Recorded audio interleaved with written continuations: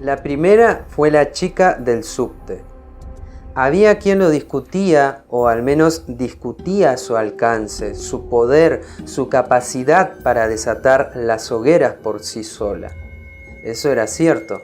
La chica del subte solo predicaba en las 6 líneas de tren subterráneo de la ciudad y nadie la acompañaba. Pero resultaba inolvidable. Tenía la cara y los brazos completamente desfigurados por una quemadura extensa, completa y profunda. Ella explicaba cuánto tiempo le había tomado recuperarse, los meses de infecciones, hospital y dolor, con su boca sin labios y una nariz pésimamente reconstruida. Le quedaba un solo ojo, el otro era un hueco de piel y la cara toda, la cabeza, el cuello, una máscara marrón recorrida por telarañas. Las cosas que perdimos en el fuego, de Mariana Enríquez.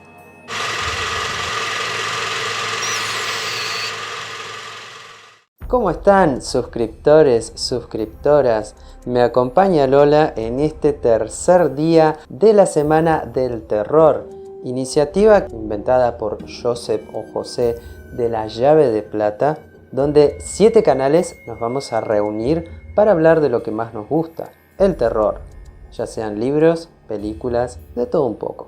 Ayer habló David en su canal de La casa al final de Needless Street.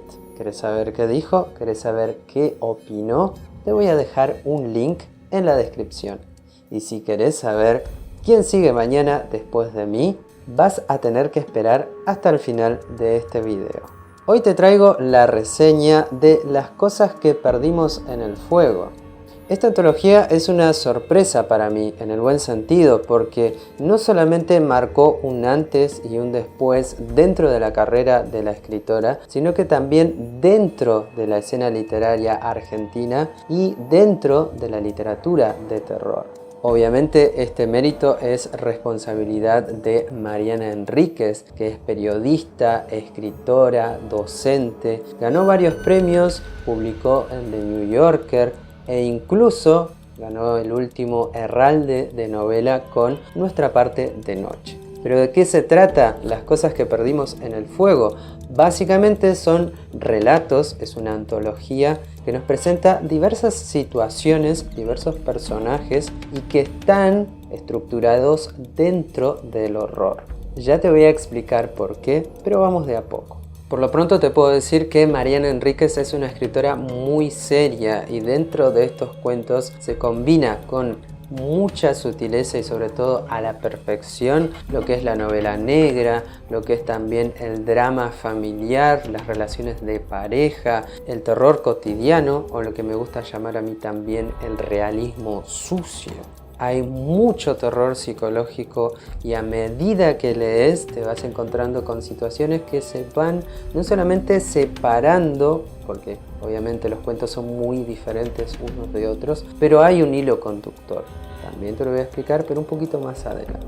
Entonces, lo que hace la autora es explorar un terreno que no había sido visitado antes por otros escritores.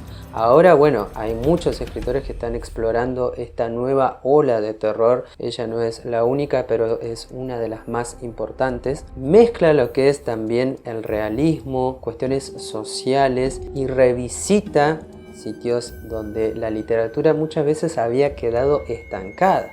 La literatura de Mariana Enríquez no solamente es extrema, sino que también es muy valiente. Tiene elementos propios, tiene también referencias, pero claro, no las usa totalmente, sino que explota su propia visión de lo que es la literatura de género. Su talento como periodista y sobre todo como narradora le permite crear estos escenarios sórdidos, perversos, casi sucios, pero a la vez muy realistas. O sea, vos lees estos cuentos y te los crees, porque no solamente hay paisaje urbano, sino que hay mansiones abandonadas, casonas que esconden secretos perversos, sino también personajes reales. Ella se ha cruzado con mucha gente, no solamente gente rara, sino gente que está fuera del sistema, gente real que anda por la ciudad, en el subte, en los semáforos, en fin. todo lo que tiene que ver con la urbanidad, y ella que es de Buenos Aires y sobre todo de Constitución, se nota ese ritmo, ese paisaje, sobre todo esas escenas de lo que significa vivir en la gran ciudad.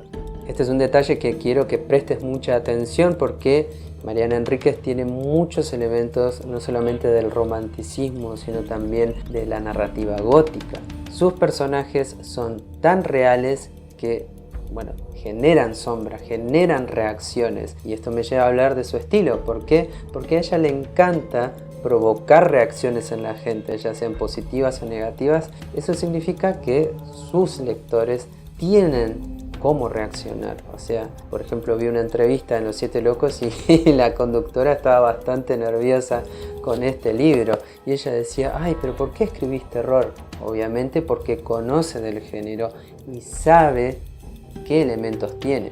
Por ejemplo, hay un personaje en el cuento que da título al libro, que es una joven que tiene la cara quemada, y es tal la impresión que causa que muchos de los personajes se espantan, se horrorizan. Pero esta quemadura, esta herida en la chica, no se ve feo, no se ve horroroso, sino que genera en ella una especie de atracción. Genera lo que la autora llama también en otras entrevistas un concepto de nueva belleza. A veces lo raro, a veces lo extraño se vuelve exótico y atractivo, y aunque las personas lo rechacen, muchas veces van a eso que le genera asco, van a eso que le genera miedo y sobre todo confusión. Y lo que hace muy bien Mariana es tomar elementos no solamente cotidianos sino normales y los tergiversa, los pervierte, eso quería decir, y les da un giro de tuerca que la verdad cada cuento te va a sorprender. Si les das una oportunidad vas a quedar maravillado. Los ambientes, como te decía, no solamente son reales, sino que también son verídicos. En su labor como periodista, ella también fue compaginando escenas de la historia argentina, como por ejemplo la última dictadura de 1976, la presidencia de Alfonsín, pero que están en dosis muy sutiles. No te arruinan la lectura, no te distraes. Muchas veces los personajes mencionan ciertos elementos de ciertas épocas, pero no es que te va a distraer o se va por las ramas. Son, bueno, escenarios y por lo tanto son atmósferas. Eso hace que los diálogos y sobre todo los intercambios entre los personajes se vean muy naturales y muy realistas. Por eso ahora vengo con la explicación. Ella dice que esto es un libro de horror, no terror. ¿Por qué? Porque ella asocia la palabra terror más con lo fantástico, con los fantasmas y sobre todo con una cuestión más sobrenatural. Ella, bueno, habla del horror como algo más cotidiano, más real e incluso más cercano. ¿Qué me pasó a mí cuando leí este libro? Cuando lo leí la primera vez sentí un poco de rechazo, sí, me causó un poco también como, no sé si de celos, pero como que no podía leer más, tenía muchos prejuicios, eso quiero decir, y lo dejé, lo abandoné. Y cuando, bueno, terminé de leer El Bosque Infinito, no me acuerdo qué otro cuento leí más. Ah, sí, leí esa antología que te voy a dejar acá en la pestaña. En realidad no tiene punto de comparación, porque si comparás esa otra antología con esta otra, hay 1000 años de diferencia. Incluso esta antología de Mariana Enríquez, que es la segunda, tiene elementos más sutiles, como dije recién, y te va comprando a medida que más lees. Incluso te desafía como lector, porque como dije yo, la tuve que leer por segunda vez porque tenía muchos prejuicios, tenía sobre todo ese imaginario de que por ahí el terror es mucho más extranjero, más anglosajón, pero cuando la conocí incluso más a Mariana Enríquez por sus entrevistas y por todo lo que dice, me generó más conexión, me generó incluso mucho más respeto por su obra y por todo lo que muestra. También terminé muy triste, eso es cierto, cuando terminé de leer el libro, por ciertas situaciones que ocurren en el ámbito de la pareja, en el ámbito sobre todo familiar. Casi todos los cuentos están protagonizados por mujeres, o hay una mujer en cuestión, hay una mujer de la que hablan, o hay una mujer que aparece en escena. Los hombres son muy estúpidos también me sentí un poco como ahí, no digo tocado, pero me sentí un poco como reflexivo después de leer este libro y me generó también muchas preguntas, me generó muchas inquietudes y si un libro de horror te causa todo eso, entonces quiere decir que es muy interesante, es muy potente y también no es necesario que te expliquen las cosas para que el cuento funcione, para que la historia cause impacto. Esta es la edición que yo tengo, incluso no la conseguí yo, la consiguió Eve, es de Anagrama. A mí me encanta Anagrama, pero solamente había leído libros policiales, pero es un libro muy cómodo de leer, no así. Una vez que avanzás con los cuentos te vas como perturbando cada vez más, pero me gustó mucho la pintura, incluso el diseño tiene mucho que ver con lo que hay adentro. La potencia de los personajes femeninos, la verdad, como reitero una y otra vez, no quiero sonar redundante, pero la potencia de los personajes femeninos es de valorar. O sea, hay incluso escenas donde prácticamente es como si viéramos escenas de la vida diaria, es como si recordáramos también cosas que nos pasaron a nosotros, a conocidos, a familiares, a tíos. O sea, es muy efectivo. No sé qué estás esperando para leer a Mariana Enríquez y si no lo haces es porque, bueno, tenés que vencer esos prejuicios, hacé como hice yo, animate. Yo iba a leer Bajar es lo peor, que es su novela, hay reseña en el canal, pero no me animé por este tema también que tenía de ser un poco prejuicioso. Por eso me fui a los cuentos, porque hay cuentos que acá que son bastante cortitos, hay cuentos que son largos, incluso me sorprendí a mí mismo disfrutando de los cuentos largos y cuando llega un momento que se terminan y no, quería leer más, quería seguir disfrutando de esa historia que me estaba mostrando Mariana Enríquez y cuando me quise dar cuenta ya lo había terminado. Es un libro que se disfruta, que te horroriza, que te espanta, pero que te deja mucho, mucho en qué pensar, incluso mucho más que esos libros del famoso youtuber.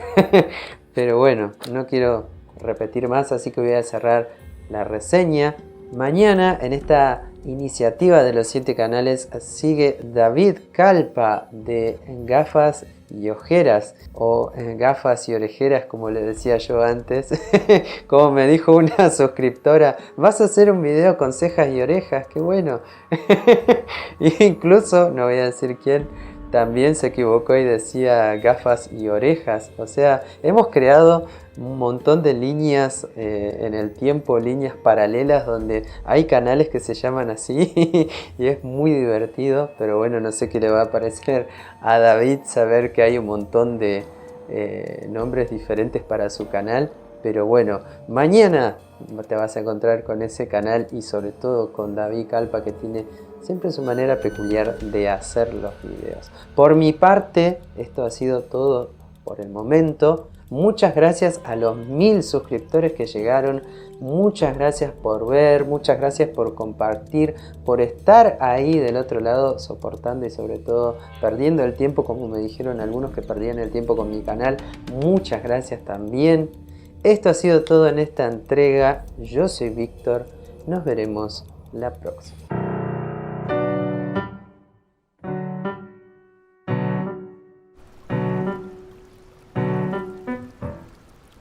La fiscal Pinat llevaba 2 meses investigando el caso.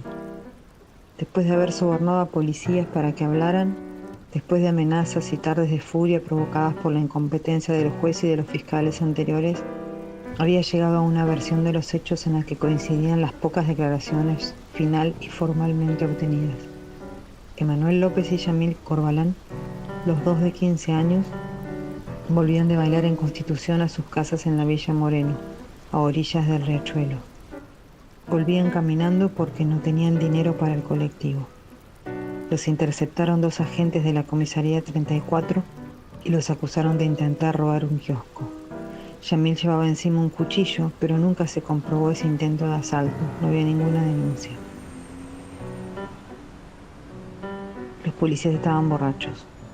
Golpearon a los adolescentes a orillas del riachuelo hasta dejarlos casi inconscientes. Después los subieron a patadas por las escaleras de cemento hasta el mirador del puente que cruzaba el riachuelo y los empujaron al agua.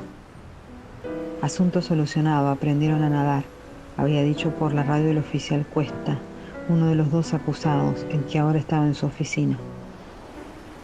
el imbécil me había ordenado borrar la conversación. A eso también estaba acostumbrada por todos sus años de fiscal, a la combinación imposible de brutalidad y estupidez de la policía.